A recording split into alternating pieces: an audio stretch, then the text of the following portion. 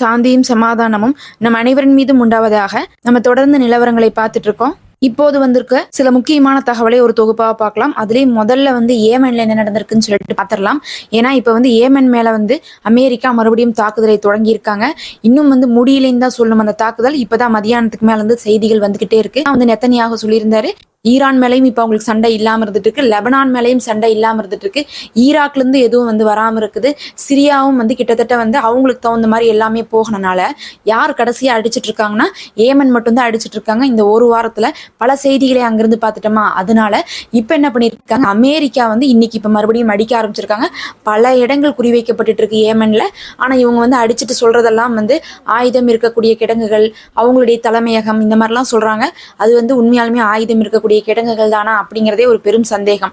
அதை நாளைக்கு ஏமன் தரப்புல இருந்து அறிவிப்பாங்க எந்தெந்த இடத்துல தாக்குதல் நடந்திருக்குன்னு சொல்லிட்டு. இதுக்கு முன்னாடி அடிக்கப்பட்ட போதே பார்த்தா எண்ணெய் சம்பந்தமான இடங்களை எல்லாம் தான் குறி வச்சு அரிச்சிருந்தாங்க. அவங்களுடைய எண்ணெய் வளங்களை அழிச்சிடணும், அப்ப அவங்களுக்கு பொருளாதார பிரச்சனை கொடுக்க முடியும்னு சொல்லிட்டு தான் அமெரிக்கா தொடர்ந்து முயற்சி பண்ணிட்டு இருக்காங்க. அதனால அதுலயும் பார்க்கும்போது இன்னைக்கு பல இடங்கள் குறி வச்சு தாக்கப்பட்டுட்டே இருக்குது. அங்க பல பொதுமக்கள் பாதிக்கப்பட்டு இருக்காங்க. பல இடங்கள் நாசமாக்கப்பட்டு இருக்கு. இதுக்கு நடுவுல இன்னொரு செய்தி வந்திருக்கு. அங்க இருக்கக்கூடிய போராளி குழுலாம் இருக்காங்கல்ல, ஏமன்ல இருக்கக்கூடிய போராளி குழுக்களுடைய தலைவர்கள், அவங்க தான் ரொம்ப முக்கியம். ஏன்னா எல்லா பக்கமுமே இவங்க என்ன பண்றாங்கன்னா முதல்ல தலைவர்களை தான் குறி வைக்கிறாங்க.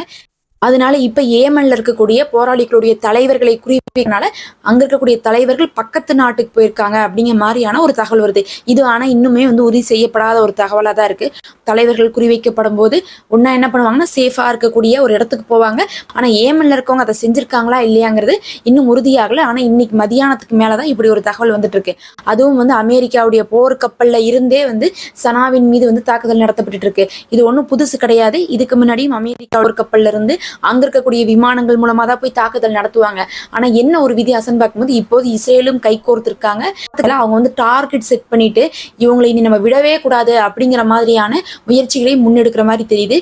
நேத்து தான் நம்ம என்ன சொன்னோம், ஏமன்ல இருந்து அமெரிக்காவுடைய போர்க்கப்பலையும் அடிச்சு இஸ்ரேலையும் அடிச்சிருக்காங்கன்னு பார்த்தோம். முந்தா நேத்து என்ன பண்ணிருந்தாங்க, அமெரிக்கா அவங்களை அடிச்சிருந்தாங்க. அதுக்கு முந்தின நாள் பார்க்கும்போது அதே மாதிரியே என்ன ஆயிருந்துச்சுன்னா டெல்லவியூக்கு தாக்குதல் வந்துருச்சு. இப்படி மாத்தி மாத்தி டெய்லியுமே ஏமன்ல இருந்து ஒன்னா இஸ்ரேலுக்கு இல்ல அமெரிக்காக்குன்னு சொல்லிட்டு அடி விழுந்துகிட்டே இருக்குது. இன்னைக்கு அமெரிக்கா அடிக்க ஆரம்பிச்சிருக்காங்கன்னு பார்க்கும்போது இது டெய்லி நடக்கிறதுனால சண்டை உக்கிரம் அடைஞ்சிருக்கு. ஏமனை குறி வச்சிருக்காங்க. சிரியாவுல செஞ்ச அதே வேலையை ஏமன்ல செய்யறதுக்காக ட்ரை பண்ணிட்டு இருக்காங்க. அமெரிக்கா சவுதிட்ட பேசி சவுதி அங்க இருக்கக்கூடிய ஆர்மியை வச்சு என்ன பண்ணலாம்னு நினைக்கிறாங்கன்னா ஏமன் மேல போர் தொடுக்கிறது, அங்க இருக்கக்கூடிய ஹுதைதா போட்ட கைப்பற்றணும் அப்படின்னு சொல்லிட்டு நினைக்கிறாங்க. எப்படி துருக்கி அங்க இருக்கக்கூடிய பேக்கப் யூஸ் பண்ணி 11வது நாள் பார்த்தா சிரியாவே கைப்பிடிச்சிட்டாங்க. அந்த மாதிரி ஏதாவது ஒண்ணு பண்ண முடியுமான்னு சொல்லிட்டு தான் சவுதியை வச்சு அமெரிக்கா என்ன பண்றாங்கன்னா ஏமன் மேல ட்ரை பண்ணிட்டாங்க. இருந்தாலும் ஏமன் அதுக்கெல்லாம் விட்டு கொடுக்குற மாதிரி இல்ல. அவங்க இப்ப தயாராகிட்டு இருக்காங்க தரைவழிக்கு. ஏன்னா அடுத்தது அவங்க தான் அப்படிங்கறது அவங்களுக்கு தெரியுது. தரைவழியாகவும் இனி தாக்குதல் வர ஆரம்பிச்சிடும், வான்வெளியாகவும் இனி விடாம வர ஆரம்பிச்சிடும். அதனால நாம வான்வெளியில பதிலுக்கு அடிக்கிறதுக்கும் ரெடியா இருக்கணும், தரை வழியில யார் வந்தாலும் சரி திருப்பி நாம விரட்டுறதுக்கு ரெடியா இருக்கணும்னு சொல்லிட்டு அவங்க என்ன பண்ணிட்டு இருக்காங்க. இப்ப எல்லா ஏற்பாடுகளும் ஏமன்ல செஞ்சுட்டு இருக்காங்க. இங்க சுத்தி கடைசியா இப்ப ஏமன் மேல அப்படியே போர் திரும்ப போகுது அப்படிங்கிறது தெரியுது. நம்ம இன்னைக்கு நைட்டு தான் எவ்வளவு தாக்குதல்கள் அமெரிக்கா பண்ணிருக்காங்க, என்னென்ன இழப்புகள் நடந்திருக்குது அப்படிங்கக்கூடிய செய்திகள் வரும். ஆனா ஏமன் மேல இப்ப தொடர் தாக்குதல்கள் நிலைமை கொஞ்சம் சீரியஸாகவே தான் போயிட்டு இருக்கு.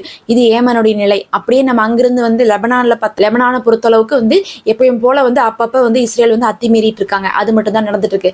அப்படி நம்ம காசாக்குள்ள பாத்துட்டோம்னா காசாக்குள்ள ஒரு முக்கியமான விஷயத்தை பத்தி சொல்லணும்னா நேத்து என்ன பண்ணிருக்காங்க, ஜபாலியா பகுதியில போராளிகள் என்ன பண்ணிருக்காங்கன்னா ஒரு இஸ்ரேல் ராணுவத்தை சேர்ந்த 2 நபர்கள், ஒருத்தவங்க ஸ்னைப்பர் ஸ்டார்ட் பண்ணக்கூடியவங்க, இன்னொருத்தவங்க அவங்க கூட இருந்துட்டு இருந்திருக்காங்க. 2 இஸ்ரேல் ராணுவத்தை சேர்ந்தவங்கள இவங்க என்ன பண்ணிருக்காங்கன்னா நேரடியாக போய் தாக்கி அவர்களை அழிச்சிட்டு அவர்களுடைய யூனிஃபார்ம் போட்டு என்ன பண்ணிருக்காங்கன்னா இஸ்ரேல் ராணுவம் இருக்கக்கூடிய பகுதிகள்லாம் இருக்கு, அதாவது அந்த பகுதிகளில் அந்த ராணுவ தளம் கட்டி ஒரு குரூப்பே, அப்படிப்பட்ட குரூப்புக்குள்ள இஸ்ரேல் ராணுவத்துடைய சீருடையோட என்ன பண்ணிருக்காங்க காசாவுடைய போராளிகள் உள்ள போயிருக்காங்க. உள்ள போனதுல அங்க ஒரு 12 பேர்லாம் இறந்திருக்காங்க இஸ்ரேல் ராணுவத்துல இவங்களுடைய தாக்குதல்னு சொல்லிட்டு சொல்லப்படுது. அதாவது இது ஒரு பெரும் யுக்தி.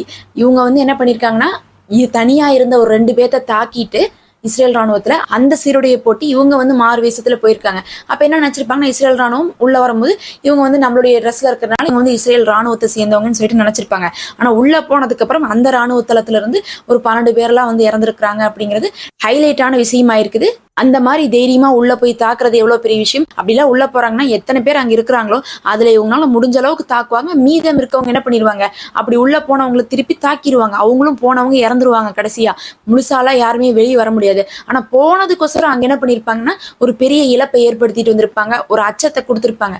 பாருங்க, நாங்க உள்ள கூட வந்து உங்களை என்ன வேணா செய்ய முடியும்ட்டு. அந்த மாதிரி போய் 10க்கும் மேற்பட்ட நபரை வந்து அழிச்சிருக்காங்க. கடைசியில அவரும் வந்து மீதம் இருந்த ஆட்கள் வந்து தாக்கப்பட்டதுல இறந்திருப்பாங்க. ரொம்ப பரபரப்பை வந்து இஸ்ரேல் ராணுவத்துல இப்ப கிரியேட் பண்ணிருக்குது. இது இல்லாம கமால் ரத்வான் மருத்துவமனை ஒண்ணுதான் அங்க இயங்கி கொண்டிருக்கு. அந்த மருத்துவமனையை க்ளோஸ் பண்ண சொல்லி இன்னைக்கு இஸ்ரேல் வந்து சொல்லியிருக்காங்க. எங்களால கண்டிப்பா க்ளோஸ் பண்ண முடியாது. அந்த டாக்டர் இப்ப வந்து ஒரு சாயங்காலமா பார்த்தா அல் ஜசீரால வந்து பேட்டி கொடுத்துட்டு இருக்காரு. இதை அப்படியே காசா விட்டுட்டு கடைசி நம்ம சிரியாவுக்கு போய் முடிச்சிடலாம். சிரியால என்ன நடந்திருக்குன்னு பார்க்கும்போது துருக்கி என்ன பண்ணிட்டு இருக்காங்கன்னா குர்தீஸ் மேல வந்து இப்ப சண்டை போட்டுட்டு இருக்காங்க. அமெரிக்கா என்ன பண்ணுதுன்னா துருக்கி மேல வந்து பொருளாதார தடையை போடுறாங்க. இப்ப என்ன விஷயம்னா துருக்கிக்கு குர்தீஸ் இருக்கக்கூடாது. அதனால குர்தீஸுக்கு சப்போர்ட் பண்ணி அமெரிக்கா துருக்கியை எதிர்க்க ஆரம்பிச்சிருக்குது. துருக்கி வந்து என்ன பண்ணிட்டு இருக்காங்கன்னா நாங்க தான் ரொம்ப பவரா இருக்கோம் சிரியாலன்னு சொல்லிட்டு காட்டிக்கிறாங்க. ஆனா அமெரிக்கா என்ன பண்ணிட்டு இருக்காங்கன்னா அப்படிலாம் கிடையாது. குர்தீஸ் தான் அங்க முக்கியமான ஏரியால இருக்கிறாங்க. அவங்க இப்ப எங்க கண்ட்ரோல்ல இருக்குது. அங்க இருக்கக்கூடிய வளங்கள்லாம் எங்களுக்கு வரனால நாங்க தான் பவரா இருக்கோம் சிரியாலன்னு சொல்லிட்டு காட்டிக்கிறாங்க. நிறைய தகவல்கள், முக்கியமான தகவல்கள் இன்னைக்கு இரவு தான் வந்து வெளியிடுவாங்கன்னு சொல்லிட்டு சொல்லப்படுது. நம்ம நாளைக்கு அதை காணொலியில பார்க்கலாம்.